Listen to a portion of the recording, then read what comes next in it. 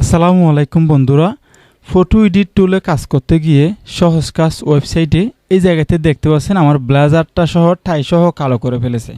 তো এটা একটা ছোট্ট একটা প্রবলেম যেটা আপনাদেরকে আমি দেখাই।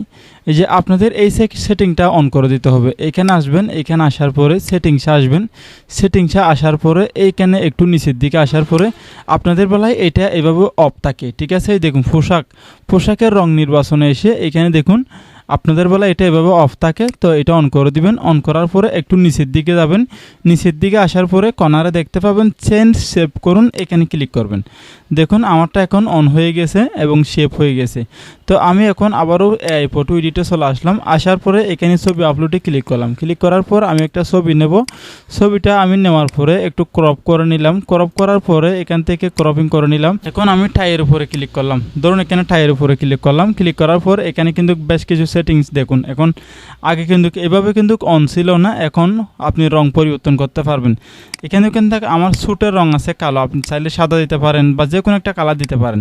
তো আমি স্যুটের রংটা কালো দিলাম, ঠিক আছে। আবার ক্লিক করে এখানে শার্টের রংটা সাদা দিলাম। এই যে দেখুন শার্টের রংটা সাদাই আছে, তারপর টাইয়ের রংটা কালো আছে, ঠিক আছে। তিনটা মিসিং হয়ে গেছে। তো এভাবে করে রাখলাম। এভাবে করে রাখার পরে একটু নিচের দিকে এসে ফটো জেনারেটে ক্লিক করলাম। এই যে দেখুন ফটো জেনারেটে ক্লিক করলাম। তো আমাদের কয়েক সেকেন্ড ওয়েট করতে হবে। তো বন্ধুরা আপনারা এখানে দেখতে পাচ্ছেন আমার কাজটা এখন রেডি। এই যে দেখুন এই যে ছবিটা কিন্তু এখন সম্পূর্ণভাবে রেডি। একটু প্রিভিউ করে আপনাদেরকে দেখাই। তো দেখতে পাচ্ছেন ছবিটা কত সুন্দরভাবে রেডি করে দিয়েছে, একেবারে জেনুইন একটা ছবি, কোনো ধরনের ছবি চেঞ্জ করা হয়নি। আমি টাই দিয়েছি কালো টাই আছে, শার্ট সাদা দিয়েছি সাদা শার্ট আছে, এবং ব্লেজারটা কালো দিয়েছি ব্লেজারটা কালো এসেছে। আশা করি আপনারা বুঝতে পারছেন বন্ধুরা।